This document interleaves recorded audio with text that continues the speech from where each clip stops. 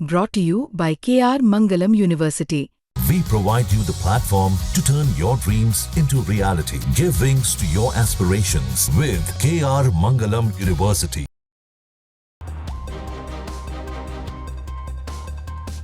चुनाव आयोग से राहुल गांधी की पुरानी लड़ाई में नया जोश आ गया है। देश में उपराष्ट्रपति पद से जगदीप धनखड़ के अचानक इस्तीफे को लेकर बवंडर मचा है, लेकिन राहुल गांधी का पूरा फोकस इस बात पर है कि वोटर लिस्ट रिवीजन में हो रही धांधली को सहना नहीं है। चुनाव आयोग से राहुल गांधी ने पहले महाराष्ट्र चुनाव को लेकर जंग छेड़ी हुई है। अब उन्होंने नए राज्य कर्नाटक की एंट्री कराई है।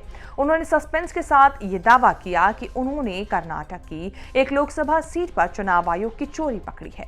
राहुल गांधी ने या फिर कांग्रेस पार्टी ने उस एक लोकसभा सीट का नाम तो नहीं लिया, लेकिन सीएम सिद्धरामैया और डीके शिव कुमार ने सस्पेंस पर से पर्दा उठाते हुए दावा किया कि राहुल गांधी ने बैंगलोर रूरल सीट पर चुनाव आयोग की चोरी पकड़ी है। 2019 में कांग्रेस ने कर्नाटक में बहुत खराब किया था। सिर्फ एक लोकसभा सीट जीत पाई थी कांग्रेस, बाकी की 27 सीटें बीजेपी और जेडीएस ने जीती। तब बीजेपी की जीत में कर्नाटक का शेयर कंट्रीब्यूशन बहुत बड़ा था।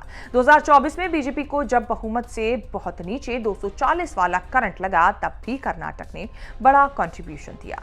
कांग्रेस ने जोरदार वापसी करते हुए 9 सीटें निकाल ली। फिर भी पार्टी ने अपनी परफॉर्मेंस एवरेज मानी, क्योंकि एक साल पहले प्रचंड बहुमत से सरकार बनाने के बाद भी डबल डिजिट क्रॉस नहीं हुआ। राहुल गांधी चुनाव आयोग पर जब भी कोई सवाल दागते हैं, तब बीजेपी और चुनाव आयोग का डिफेंस सिर्फ ये होता है कि हार जाते हैं तो दोष चुनाव आयोग और ईवीएम पर मढ़ते हैं। राहुल गांधी ने लोकसभा चुनावों के बाद जब फिर से चुनावी धांधली चोरी के खिलाफ आवाज बुलंद की है, तो उन्होंने अब ऐसे राज्य में धांधली का मुद्दा उठाया जहां कांग्रेस कम से कम हारी तो नहीं। उन्होंने चीटिंग की। हमने सवाल पूछे इलेक्शन कमीशन से, दिखाइए। इन्होंने वोटर लिस्ट नहीं दिखाई। हमने कहा कि वीडियोग्राफी दिखा दीजिए, वीडियोग्राफी का कानून बदल दिया। 1 करोड़ नए वोटर्स आए थे महाराष्ट्र में और इलेक्शन चोरी किया। ठीक है, कर्नाटक में हमने रिसर्च की है थोड़ी। कर्नाटक में हमने भयंकर चोरी पकड़ी। मैं ब्लैक एंड व्हाइट में आपको दिखाऊंगा, इलेक्शन कमीशन को दिखाऊंगा। ठीक है, ब्लैक एंड व्हाइट में कि कैसे चोरी की जाती है, कहाँ की जाती है। कर्नाटक में ब्लैक एंड व्हाइट में है हमारे हाथ में। ठीक है, ब्लैक एंड व्हाइट। ठीक है, और यही काम इनको पता लग गया है कि इनका जो गेम है हम समझ गए हैं। लोकसभा चुनाव की बात है। हमने एक कंस्टिट्यूएंसी चुनी, वहां पे हमने डीप डाइव किया। क्योंकि प्रॉब्लम क्या है, ये वोटर लिस्ट देते हैं पेपर में, और पेपर की जब वोटर लिस्ट आती है उसको एनालाइज किया नहीं जा सकता। तो एक कंस्टिट्यूएंसी ने हमने पूरी की पूरी वोटर लिस्ट ली, उसको डिजिटल फॉर्मेट किया। 6 महीने लगे हमने, मगर हमने सारा का सारा मतलब इनका सिस्टम निकाल दिया है। ये कैसे करते हैं, कौन वोट करता है, कहां से वोट होता है, कैसे नए वोटर बनते हैं, पूरा का पूरा हमें मालूम है। सर, ये मशीन फॉर्मेट क्या है? नहीं, अब इनको समझ आ गई बात। ठीक है, और अब इन्होंने क्या किया है कि अब हम बिहार का पूरा सिस्टम नए तरीके से करेंगे, वोटर डिलीट करेंगे और नए तरीके से वोटर लिस्ट लाएंगे। हिंदुस्तान में इलेक्शन चोरी किए जा रहे हैं, ये रियलिटी है हिंदुस्तान की। महाराष्ट्र विधानसभा चुनावों में धांधली के बीच राहुल गांधी ने कर्नाटक में चुनावी चोरी का दावा किया है।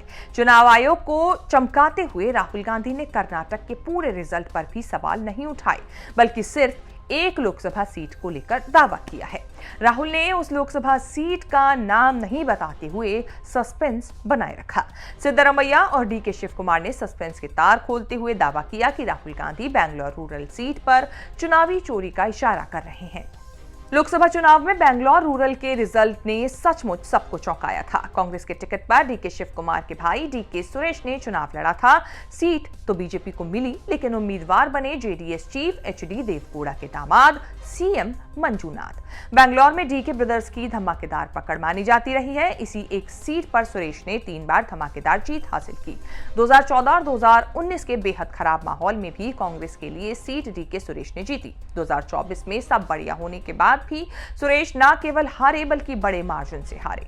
डीके सुरेश की हार से हड़कंप भी मचा और डीके शिव कुमार के इलेक्शन मैनेजमेंट पर सवाल भी उठे। आमतौर पर एक लोकसभा सीट में 6 विधानसभा सीटें होती हैं। बेंगलुरु रूरल इतनी बड़ी लोकसभा सीट है कि उसमें 8 विधानसभा सीटें आती हैं।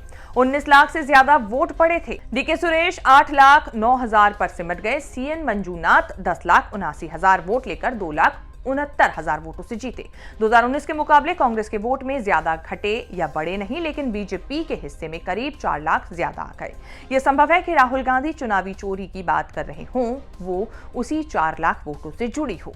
राहुल गांधी के बयान के बाद सीएम सिद्धारमैया ने दावा किया कि पब्लिक सेंटिमेंट के कारण कांग्रेस का पुअर परफॉर्मेंस नहीं हुआ, बल्कि पुअर परफॉर्मेंस किया गया, जिससे कांग्रेस को होने वाला फायदा नुकसान में बदल गया। इसके लिए बीजेपी ने चुनाव आयोग का इस्तेमाल किया। डीके शिव कुमार ने कहा कि राहुल गांधी ने वही बात बोली है जो हमारी जांच में भी निकल कर आया। राहुल गांधी ने चोरी के सबूत देने का दावा किया। जब राहुल सबूत लेकर आएंगे तब पता चलेगा कि आखिर हुआ क्या था।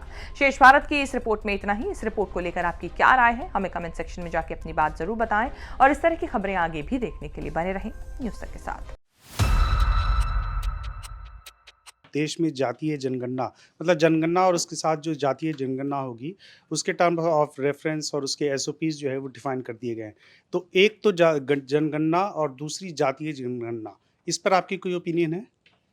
देखिए, इस मामले में मैं थोड़ा सा एक और डिफरेंट व्यू रखती हूँ कि जाति पता सरकार को तो होनी चाहिए, क्योंकि किस जाति के कितने लोग हैं और उनका लेवल क्या है, उनके साथ प्रॉब्लम क्या एसोसिएटेड है, उस समाज के किस तबके में है, क्या उनके इम्प्रूवमेंट की ज़रूरत है, उनको किस तरह का सहयोग चाहिए, ये ज़रूरी है।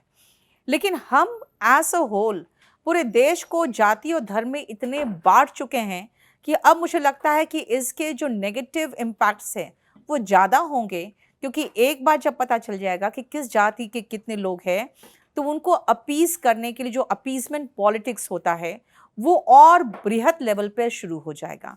तो इसीलिए मैं मानती हूँ कि ऐसा करने के प्रॉस एंड कॉन्स दोनों हैं। तो फिर अगर सरकार को ही सिर्फ पता होगा तो मतलब बीजेपी को पता होगा अगर इस समय की बातचीत हो, तो फिर कांग्रेस उसका फ़ायदा नहीं ले पाएगी, समाजवादी पार्टी आरजेडी को इसका फ़ायदा मिलेगा।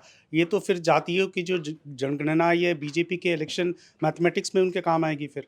नहीं, यही मैं आपको बता रही हूँ कि अगर एक पार्टी को पता चलेगी तो सारी पार्टियों को पता तो चलनी चाहिए। ये तो आप डेमोक्रेसी में रोक ही नहीं सकते हैं कि सिर्फ सरकार को पता हो और बाकी लोगों को पता नहीं हो। लेकिन इसके दोनों चीज़ हो सकते हैं ना, सरकार इसके फ़ायदे भी उठा सकती है और इसका नुकसान भी है कि सरकार अगर अपीसमेंट पॉलिटिक्स खेल जाए और उस जाति के लिए कुछ विशेष ऐसा ले आए कि भाई पूरा वोट बैंक ही उनके तरफ चले जाए, तो ये एक प्रॉब्लम हो सकता है बाकी अपोजिशन के लिए भी। लेकिन मेरा यही चीज़ मानना है कि इस जाति जनगणना के प्रॉस एंड कॉन्स दोनों हैं।